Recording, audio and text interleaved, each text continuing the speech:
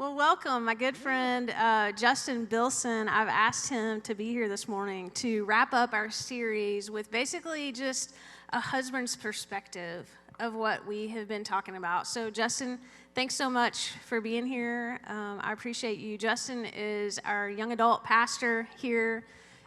He service pastors pretty much most of the time. So if you attend church here, you've seen Justin. But I just want to give you a minute to introduce yourself a little bit. Yeah. Tell us a little bit about yourself and your family. Well, first of all, thank you and Amy for having me. It is always a joy when I get to come to Bloom and share. So I'm originally, for those who don't know, I'm originally from Syracuse, New York, way upstate where the snow goes, all the snow goes. So I'm originally from Syracuse, New York. I was raised by a single mother. I pretty much was born and raised in Syracuse at 13. My mom used to work for, which is not American, used to be U.S. Airways. Maybe you probably remember U.S. Airways. She used to work for U.S. Airways, and September 11th, even though Syracuse is about 6 hours from New York City, September 11th affected her job in that people stopped flying, and so we were relocated to Winston-Salem, North Carolina, which was a big difference for me. I lived in Syracuse all my life, lived with my grandparents when my parents got divorced when I was 5, and so Syracuse was all I knew, and so we moved to North Carolina. Went to high school in Winston-Salem, went to college at Elon University, got my Bachelor's of Arts in Communication, and graduated, moved to D.C. 2 weeks after that. So I did student and college ministry in D.C., Maryland area for 4 years, and then moved to Little Rock in 2014. I worked at, some of you have heard this, but I worked at St. Mark Baptist Church, which is kind of the sister church that we've done some stuff with, serving projects. I worked at St. Mark for 4 years and then came on staff here in 2018. And so the Lord has been doing some amazing things. And my wife and I have been married 9 years, but we've known each other for 16. I actually went to her 16th birthday party. Thankfully, we don't have photos of that. There are... Yeah, I tried to get him to bring out the prom pictures, and he refused. No, you don't want to see those. No, but we actually went to her 16th birthday party. We dated for, yes, that was our wedding photo that was approved by my wife to make sure that I showed you. She is clearly the best looking one in the photo.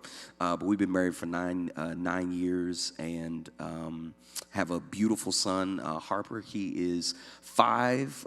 He'll be 6 in November, and he is the highlight of our lives. I am married to a smart woman. She got her double master's from JBU 3 years ago, and she opened up her own private practice. So she is an LPC, a licensed counselor, and she has been doing some great things. And if there were ever a time to be a therapist, this is the perfect time to be one, because people need therapy. So it is a joy for me as a husband just to watch her soar and do what is not just for her a job, but a ministry. And so that's a good thing for me to see. So, yeah. Yeah, awesome. I love that you guys let Harper wear the Batman costume in the family pictures. Not going to argue. That's awesome. Priceless. Okay, Justin, if you could go back and talk to that newlywed couple, if you could talk to them, if you could write them a letter, what would you say? Either to you or to both of you or just to Sharita, what would you want to tell that couple? I would tell myself, don't be an idiot.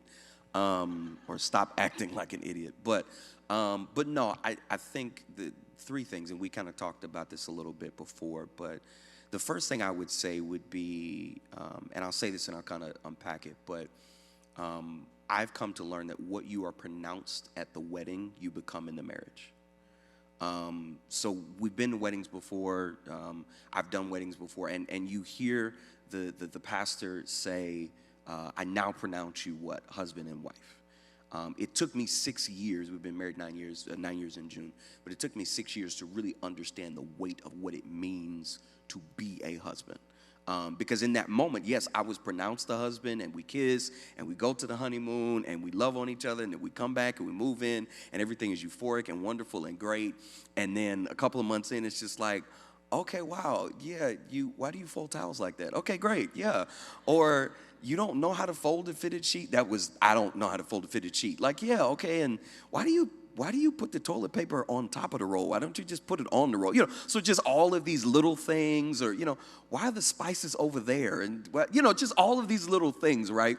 And so for me, being what it meant to be pronounced a husband in that moment, I became in the marriage through trial and error. And yes, naturally, I didn't grow up having a marital example. My parents divorced when I was 5. I did have an example in my grandparents' marriage. My grandfather passed away at the top of the year, but before he passed away, my grandparents celebrated 62 years of marriage. Which is a blessing, but also a challenge, because I couldn't necessarily pattern my marriage after my grandparents, because there are certain things generationally my grandfather could do that I couldn't do.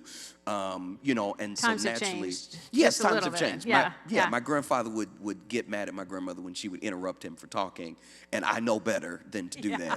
that. Know better to do that with my wife. So just understanding that what I am pronounced the day of the wedding, it takes time in the marriage to become a husband and a wife. It really does. It takes time. I think that is so good. And when you said that to me, I was like, that's one of those things that's so obvious, but that we don't really recognize and realize in the time. And so whether you've been married for 9 years or whether you've been married for 23, almost 24 years or longer, to remember that we're a work in progress. No matter where you've been married for 5 years or 50, both of us in the marriage are a work in progress. We're a work in progress as individuals, as a couple, as parents, as everything. And so I think that's such a good, just a good, clear statement to remind ourselves of. One of the other things that you told me that really was kind of the impetus for me inviting you here is you're feeling that we need to have a dream for our marriage. Yeah. So let's talk a little bit about that and what you mean by that. So a lot of that stems from, and shameless plug, Sharita and I are part of the Family Life speaker team. Those of you familiar with Family Life Weekend to Remember. And so a lot of what we learned came from the conversations that we had at our training and through the conference. I didn't realize that, again, maybe until year 6 or year 7, because mind you, I'm 32. We got married. I was 24. I didn't know what I was doing. I just, I'm cute. She's cute. Let's get married. It's a beautiful thing. But in reality, I didn't realize I didn't have a dream for our marriage. If you were to ask me, and we did talk about that. If you were to ask me, Justin, what was your dream for marriage? I would tell you, I just didn't want to get a divorce. That was my dream. My parents were married for 10 years. They got divorced when I was 5. So my dream was I didn't want to get a divorce. And then on the other side of that, realizing that's not a dream. To me, that's the equivalent of if my wife and I got in the car and she said to me, where are we going? I'd look at her and say, I don't know. I just don't want to get in an accident. You know what I'm saying? There's no direction there. Yeah, I don't want to. Naturally, no one gets in the car and says, yeah, I want to get in an accident. No, I don't want to get in an accident, but where are we going? What is the dream for our marriage? Sharita and I have had, in our limited time that we've been here, had the opportunity to counsel couples. And one of the things that we hear a lot of for couples who are about to get married is, what do you want your marriage to be like? What do you dream for your marriage? Oh, it's just going to be more of what it already is. We're dating now, we love each other now, we're spending time with each other now. So it's just going to be more of what we're already doing. And in reality, you see the change when you get married. Not necessarily that you change as an individual, but your life changes. The two become one, as Scripture talks about. And so for us, we sat down. We took about, I'd say maybe 3 to 6 months. And we sat down and we said, what is the dream that we want to agree on for our marriage? And so the dream that we have it on our mirror, is that we want to cultivate a healthy, Christ-centered marriage. That's what we said. And we were very strategic with the words, because initially we said we want to create and cultivate. And the reason why we say cultivate is because we look at it, our marriage, as a plant, right? We're constantly, and I in no way, shape, or form have a green thumb. Plants die in my care. But we do want to treat our marriage like a growing tree or a plant. We want to cultivate it, knowing that a good marriage doesn't happen instantaneously, right? We know that. It has to be cultivated and worked and developed and constantly tooled and retooled. So we're cultivating, but then initially when we created it, we said a happy and healthy Christ-centered marriage. But the reason why we took out the word happy is because, and again, most of you already know this, but we understand that God did not design our marriages for our happiness, right? Happiness is a byproduct of our marriage, but let's be honest, we're not always happy in marriage. As wonderful as I am, I know Sharita's not always happy in our marriage. I think that's so important because we, whether it's consciously or subconsciously, and we talked about this a little bit with Amy last week, we see this picture, whether it's media, magazines, social media, movies, TV, or whether it's relationships around us, examples that we've seen before us, and we have this picture of what we think marriage should be. Yeah. And if we're honest, happiness is part of it. It is. And Sharita and I made this statement. We said this in public and in private. We believe each other's happiness is our priority, but it's not our responsibility, right? It is not my responsibility to make her happy. It is my priority. Yes, I do want to make my wife happy, but it's not my responsibility. Just like it's not her responsibility. If I'm not having a good day, it's not her sole responsibility to make me feel better, because as an individual, I have to own my own happiness, because at the end of the day, I don't want to deify my spouse to the point where if Sharita doesn't make me happy, I'm not happy, right? And so we've decided that we're not going to put each other on these pedestals, because the only one who sits on the pedestal, on the throne in our marriage, is God. And so we're very, very clear with that. So we want to pursue a healthy, Christ-centered marriage. Again, healthy, knowing that it's not always happy, that it's not always good, it's not always easy, but we're pursuing a healthy marriage, and we want our marriage to be Christ-centered, because when he's at the center of our marriage, then we can genuinely love each other in the way and when we're supposed to. But when he's not in his rightful place, it becomes very hard for us to do what we're supposed to do. Yeah, and then that happiness does become, like you said, a byproduct. It becomes absolutely. a natural outflow Absolutely. of that. Okay, so I know that you and Sharita, like you said, sometimes she's not very happy with you. Sometimes you get crossways with each other. We I know all I drive her all crazy. do that. She's not here, but I'm sure she would be shaking her head if she was. I know I drive her crazy. So let's talk about how you deal with that, how you deal with conflict. As you're pursuing that healthy, Christ-centered marriage, there's work to be done, and there are hard things. And I think sometimes we trick ourselves into believing that if we're doing it right, we won't hit those hard things. We won't have conflict. It'll be easy. And so let's talk a little bit about how you guys deal with conflict. Yeah, I would say, again, I can't speak on her behalf because she's not here, but I will say for me as a husband, I have had to learn that Sharita is my teammate, and that she's not my enemy, especially in those moments of conflict, and that I am supposed to fight for her and not against her. And so I think it's unique for me because I grew up as an only child, so I'm not used to having a teammate. I'm used to kind of being by myself. And so for a while, I kind of was like, I'm good. Like, oh, no, I could do that. And so in those moments of conflict, I would just kind of recoil into my thought cave. And so realizing, hey, and again, we already know this, but it took me a while to really understand and to embrace the fact that there is an invisible enemy that desires to destroy and dismantle what marriage is. Marriage is one of the most beautiful ways that we can reflect the glory of God and the love of God to the watching world. And so I look at it as in those moments of conflict, if I'm over here acting like an idiot and a jerk, and she's over there and doesn't want to talk to me, it's almost like the enemy's sitting in the corner with popcorn watching the fight saying, see, I got y'all distracted. Because I can't be who Christ needs me to be for my wife and the reflection to my son and to the people around me if I'm trying to fight her and instead of fighting for her. And so realizing she is a teammate, she is a helper. The Bible, there was one commentary as we were talking about this that says that the woman is an indispensable helper to the man. And so realizing, and again, I can't speak for all husbands. I know Justin was hard-headed, and I always have to know what's right, and I always have to be right because I was raised. My grandfather was like that. God rest his soul. Even when he was wrong, he was still right, and he would never apologize. And some of you, hopefully you're not married to people like that, but you may be. I don't know.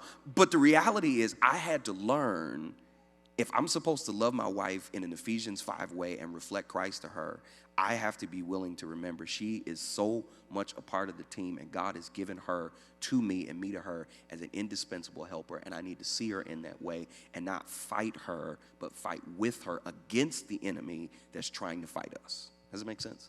Yeah, absolutely. I think that's so important to see ourselves on the same team, even when there are those hard moments of speaking truth that might be hurtful or hard to hear, but being able to, like the scripture says, speak the truth in love and do that in a way that keeps us on the same team. So one of the things that you told me that you do when you guys are feeling off or just kind of in conflict is that one of the first things you try to do is look at kind of your own rhythm. Yeah. And kind of where you are in your life. So tell us a little bit about that and what you mean by that. Yeah, so usually for me, I try to be as self-aware as possible. So if I find myself being snappy or rude or just on edge, the first place I need to look at is my rhythm. So generally, a lot of moms in the room, you know, babies have a particular rhythm or routine rather of get up at a certain time. Preferably, sometimes they don't. They all the way up all the time. But generally, they have a certain routine. They're up at a certain time. You feed them at a certain time. So there's a certain routine. So in our marriage, we realized Harper had a routine of he needed to do this then, he needed to do this then, he needed to do this then.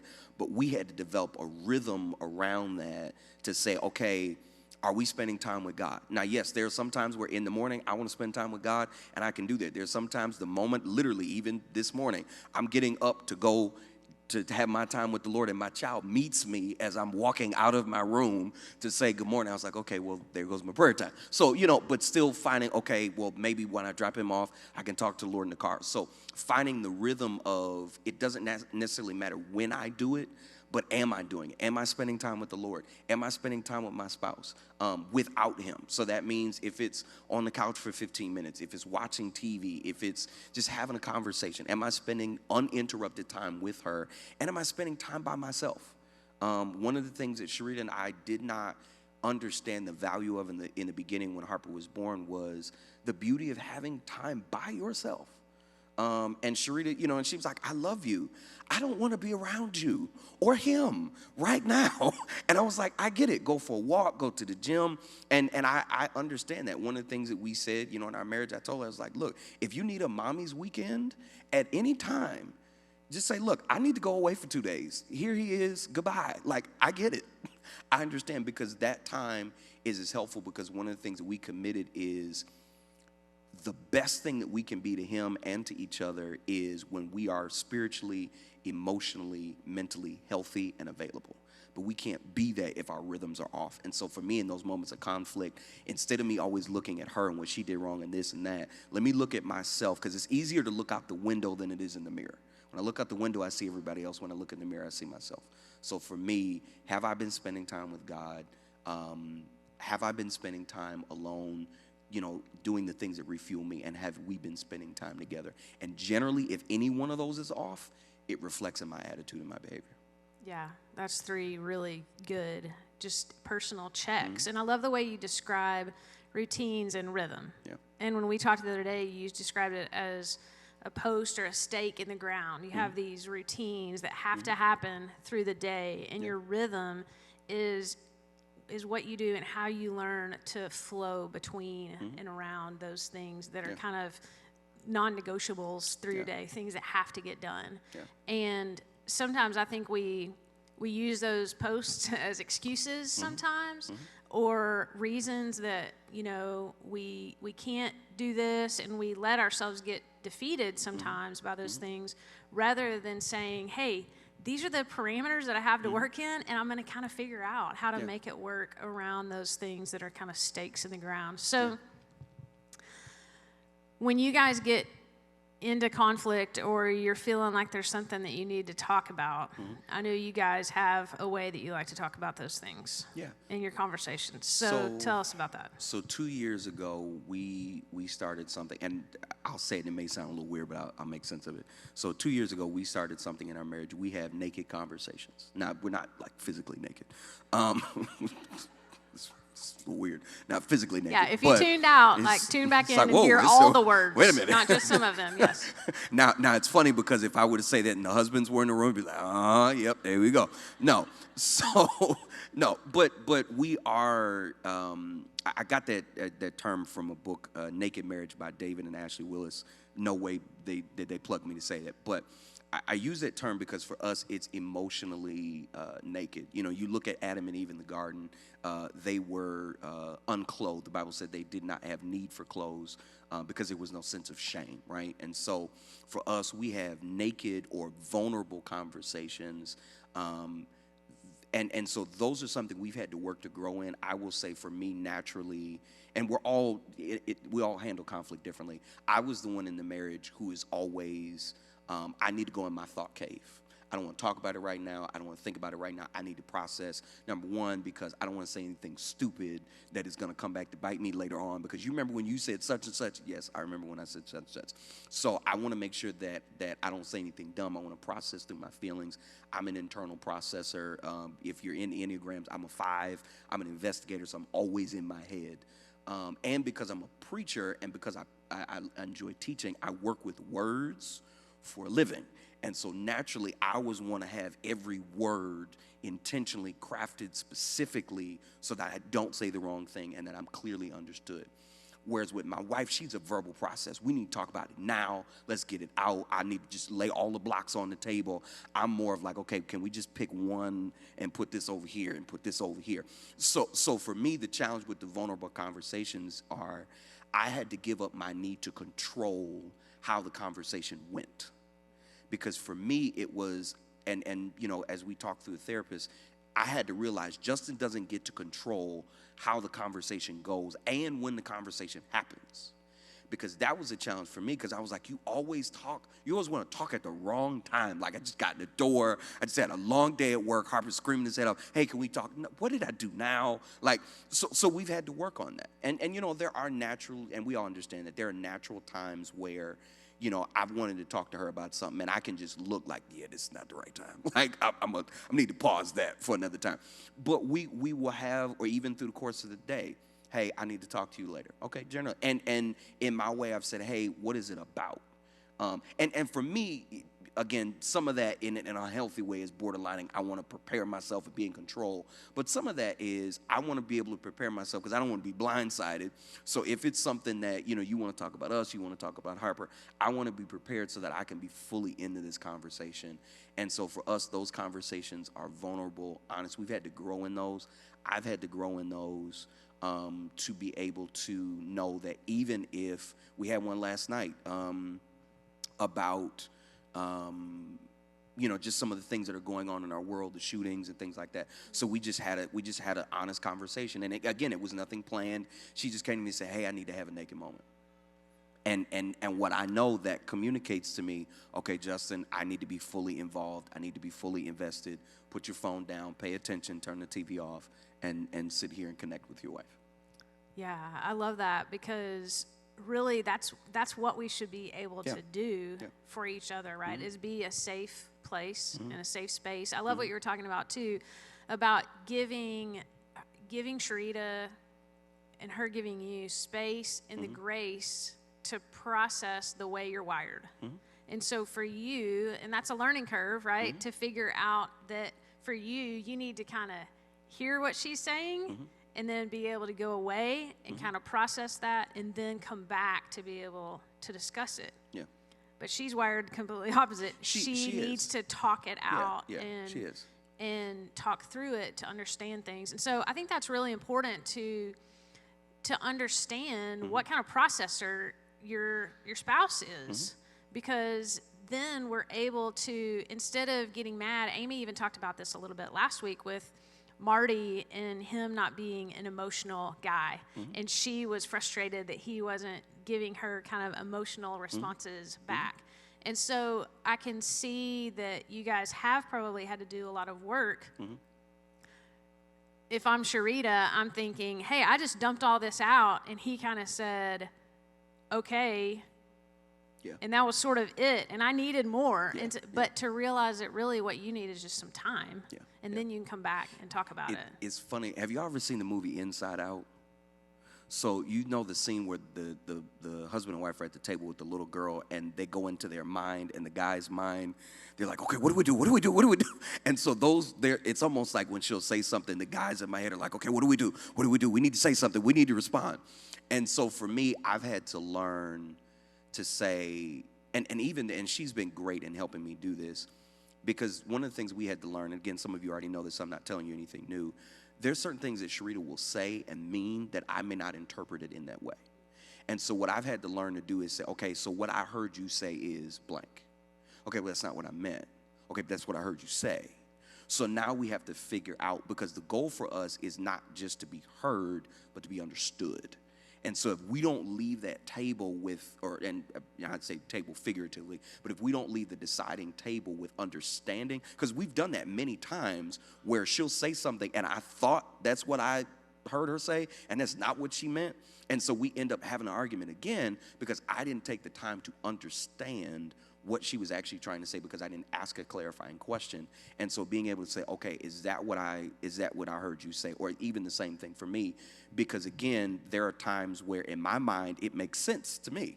Because I live in my world, it makes sense. In her world, it makes sense to her. So we've had to do that. And the other thing I was gonna say, and this is something I would lovingly suggest all the internal processors in the room, I had to learn to commit to give her and to give myself a deadline for when I come out of the cave.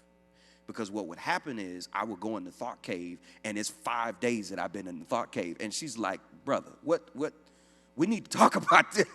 So for me, I've had to say, yes, some conversations we do need to put a pin in it, but I've had to give myself a 24-hour maximum amount of time. Within 24 hours, you need to talk about this, because I don't give her the respect that she deserves in that. And two, I also understand that invisible enemy, the longer I wait to talk about it, the more space the enemy notices in between us, and the more he can put in between us. So it's making sure I have to be very intentional about, okay, if you're gonna go process this, you have to set a date. You gotta talk about this within 24 hours. That's so good. Yeah. That's so good, because especially for people who are more conflict averse, to set sort of a, hey, I need to think about this, but tomorrow night after dinner or after the kids go down, let's talk about this again. Yeah. Because for the people who are kind of conflict averse, sometimes, and I would say I can tend to do this, it's kind of like you drop this big rock in the water and there's all these waves and all these ripples, but if you just wait a little while, it kind of settles out, right? And you just kind of let it go, forget about it. But there's always that little bit of rift there if you just ignore it. So I love saying, hey, let's come back at a specific time and revisit this. Another thing that I thought about when you were talking about kind of that check of, hey, this is what I heard you say, is that right? I've heard somebody else say that one of the tools they use is they will say, this is kind of what happened, and this is the story that I'm creating in my mind of your intentions, of your motivations. This is the story that I'm creating in my mind. Is that accurate or not? Because we've talked over the last couple of weeks about how we tend to commit suicide by assuming things that most of the time are not right. And so I love that tool of, hey, this is what I heard you say. Is that right? Because that really takes out a lot of those assumptions, and it helps us have clearer, better communication. Tell me some of the other things you would say if there's somebody listening to this and they are currently kind of trying to get into some healthier communication, or if they leave here and they say, hey, we're going to try this, but it kind of keeps derailing, or they kind of keep hitting bumps in the road and it's just not going well, what are some other things that you would say to encourage them to keep pressing on, to not give up, to keep trying and working on that communication? I think you kind of talked about it already, but understanding the wiring of the person that you're communicating to. Sharita had to learn my individual wiring. I have to learn her individual wiring. I don't do well, again, like I said, with spur of the moment, hey, we need to talk. Because in my mind, I always go to the worst. Like, oh, what's wrong? Something happened. It's funny, even here, like, if my boss says, hey, we need to talk. Oh, what did I do? And it could be, it doesn't necessarily have to be anything bad. But for me, that's my need to be in control of, always want to be prepared so that if the worst happens, then I can prepare myself so we're good. And so what I've learned is, how am I wired? How is Sharita wired? I know Sharita's wired that, and I don't believe she would mind me saying this, she's wired in that everything she says is interconnected with facts and feelings. So I'll give an example. This was, I think we were living in Maryland at the time. So I woke up one morning and I could tell she was not happy with me. And I was like, what's wrong? She's like, you forgot to lock the door last night. I was like, what? She's like, you forgot to lock the door. And I'm so embarrassed to even admit that I said this because it's so stupid. But I was like, were you standing at the door? Did you see it wasn't locked? She was like, yeah. I was like, why didn't you lock the door? It's like, you saw the door wasn't locked, just lock the door. What is the problem? Now, I didn't understand, and we grew up in two very different homes. I grew up with my grandparents. We were blessed at the time. My grandparents moved. They were part of the Great Migration from the South. A lot of African Americans moved from the South to the North. They moved from Florida to Syracuse, New York. They moved after, for a good amount of time, living in a low-income area. They moved to the suburbs. And so my grandparents were the type of people where, again, they lived in the South, older generation. They didn't lock their doors, growing up. People, neighbors watched out for the house. They didn't have to lock the doors. So there were many times I can remember waking up and the door would not be locked in the house because that was just the dynamic that we had. My wife didn't grow up in that way. She didn't grow up. You always lock the door. So for me, what I had to learn was I heard what she said, but I didn't hear what she wasn't saying. So I heard she said you didn't lock the door. What I didn't hear was that she was trying to say, I don't feel secure because you didn't lock the door and I need security from you.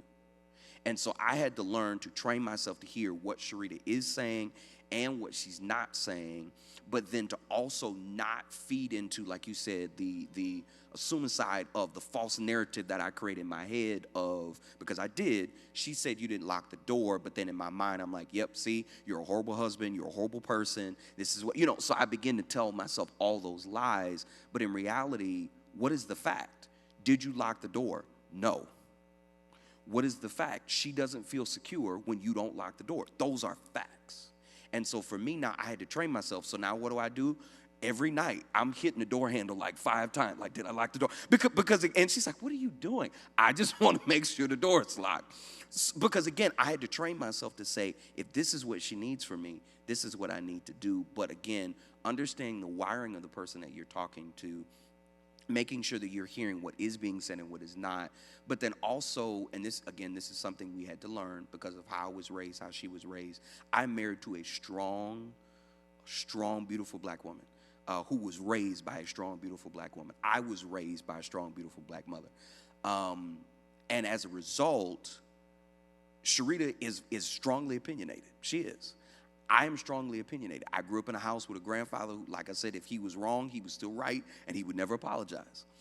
And so I had to learn, and there's a quote that we've adopted in our marriage. It says, there's right and wrong, and beyond that, there's a field, and that is where I will meet you.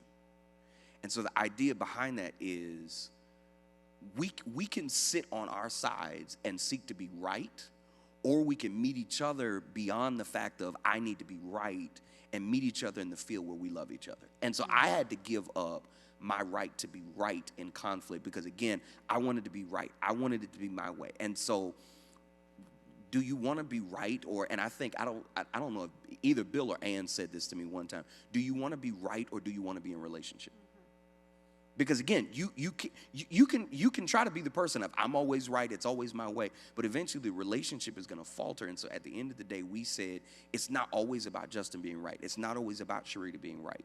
And yes, there are some times where I'm clearly wrong and she is right, and I need to voice that. There are times, usually not as much, but there are times where I'm right and she's wrong, and so she's had to voice that. But at the end of the day, is that what it's really about? Is it being right, or is it about meeting each other beyond that and saying, I want to love you, and even if I'm not right, that's okay because I want to understand.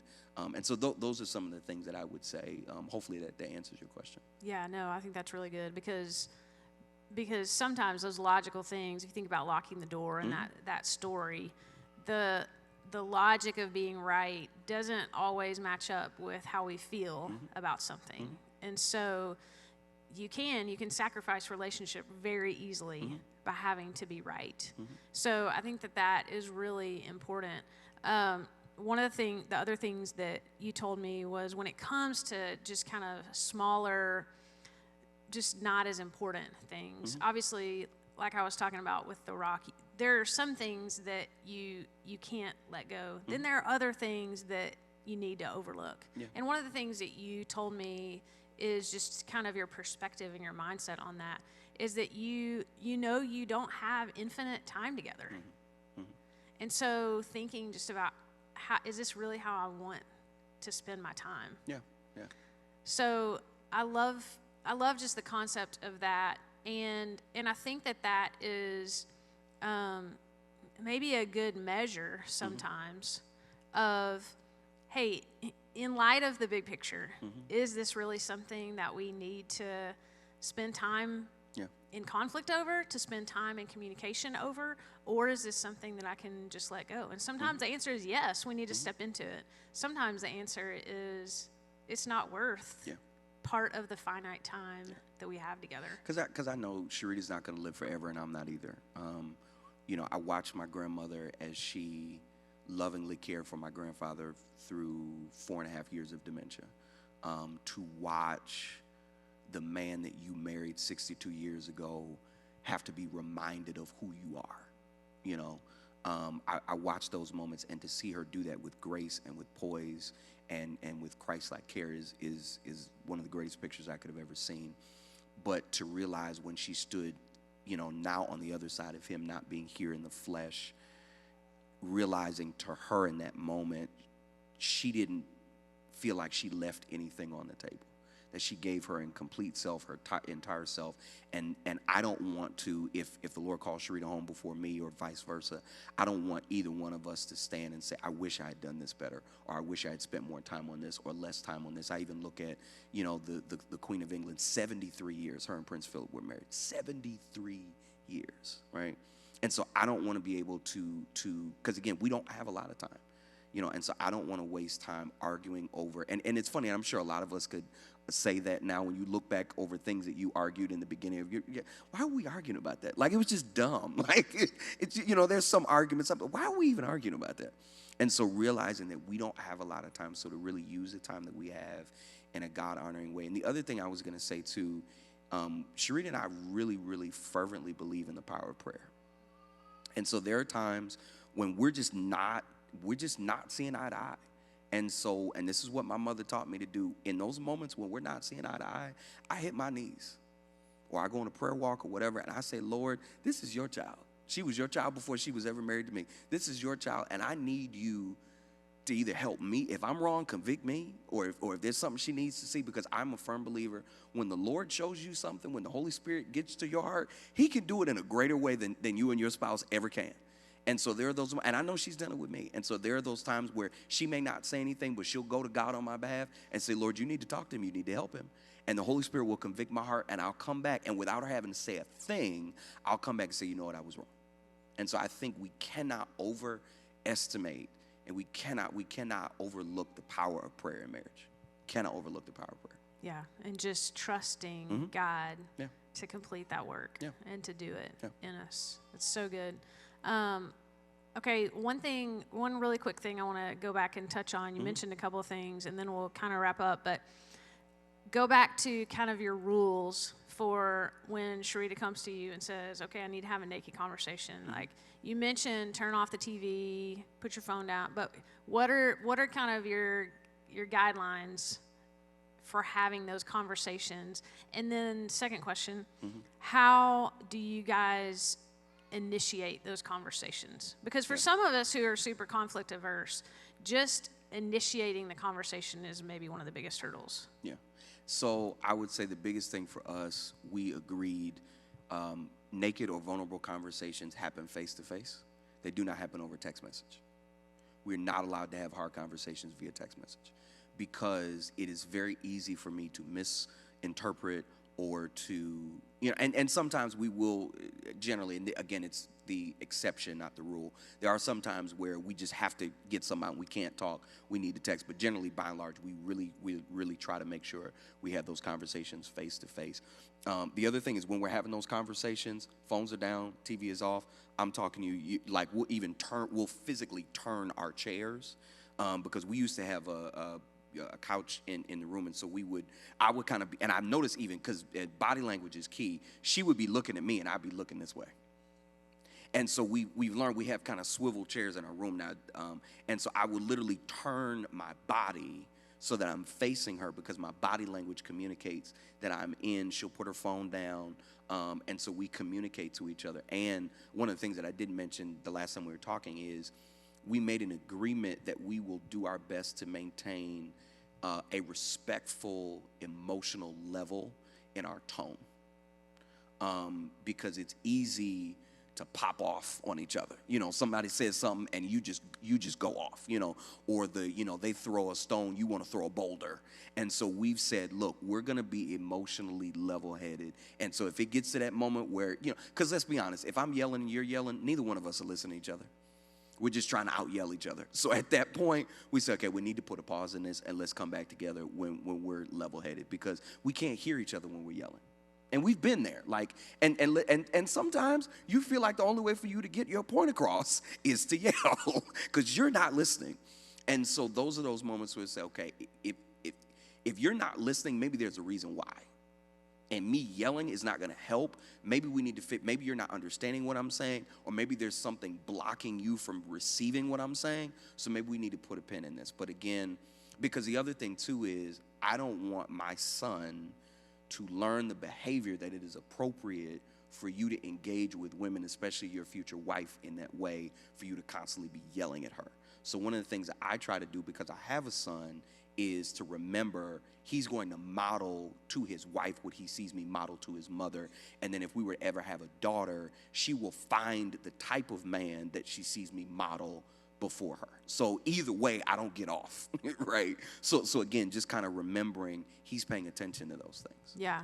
How do you guys initiate those conversations? Do you have like a set time, or how does that work for you guys? So generally Fridays, so the conversations are, we've given each other the freedom and flexibility. At any moment, she should be able to say to me, hey, I need to have a naked conversation. I should be able to say, hey, I have a naked. Now, that took time to work up. That did not just happen, because more often than not, usually it would be her, like, hey, oh, Lord, okay, here we go. What do we want to talk about? So I had to learn to work up to that. Fridays are usually the day that we set aside, hey, this is our date day.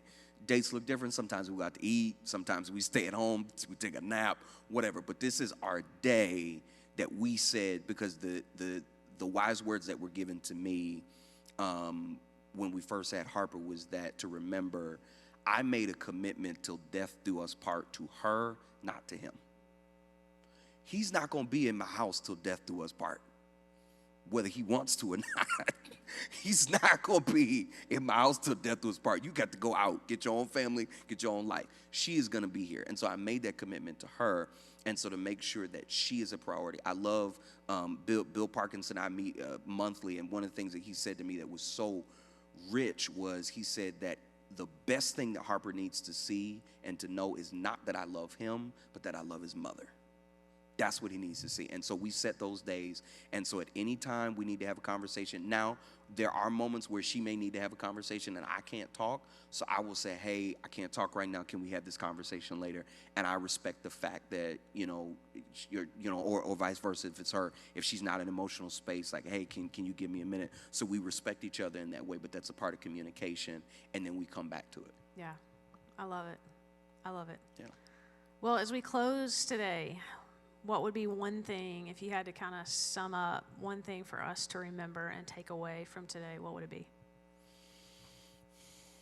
I learned this lesson through trial and mostly error, that there is no such thing as a perfect marriage. We know that, we see it. Our culture doesn't necessarily promote that because we idolize happily ever after stories. But the reality is there is no such thing as a perfect marriage. But what makes a marriage perfect is the fact that two imperfect people don't want to give up on each other. It's no secret, first 6 years of our marriage were extremely hard, primarily because I was an idiot.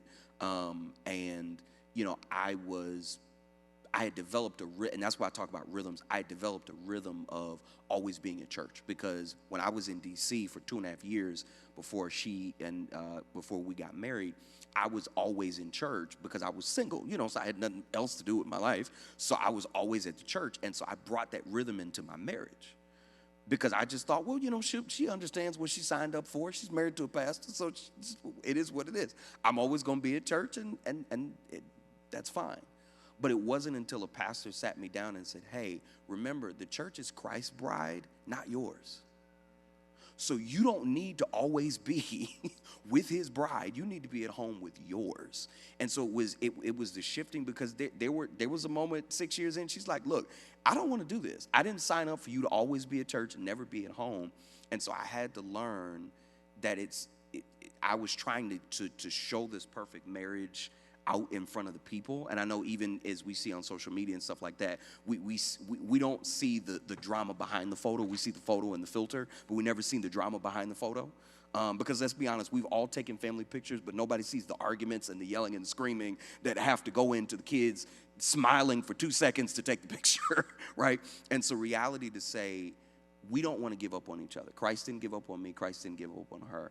And so barring any kind of crazy situation, which we do understand that there are some toxic and unhealthy scenarios, but generally speaking, we have agreed that we don't want to give up on each other, and that is what makes our marriage perfect. That's what makes it beautiful. And when I say perfect, not in the sense of sinless, but perfect in the sense of whole and complete, is because we don't want to give up on each other because Christ didn't give up on us. Love it. Love it. Man, thanks so much. Thanks for having me. Being I love here doing today. this. Yeah, let me pray for us. Absolutely. And close us today. God, I just thank you so much for Justin, for his wisdom, for the work that he and Sharita have put into their marriage, and the way that they're able to share that with us and encourage us and challenge us. Would you just continue to write these things in our heart as we leave here today? Would you continue to help us to put into practice these things? God, to realize that marriage is difficult. It takes work. It wasn't meant to be easy, but it was meant to be a reflection of you and your love for us. And so I just thank you for our time together today. I thank you for Justin. Would you just go with us as we leave here today? In Jesus' name, amen.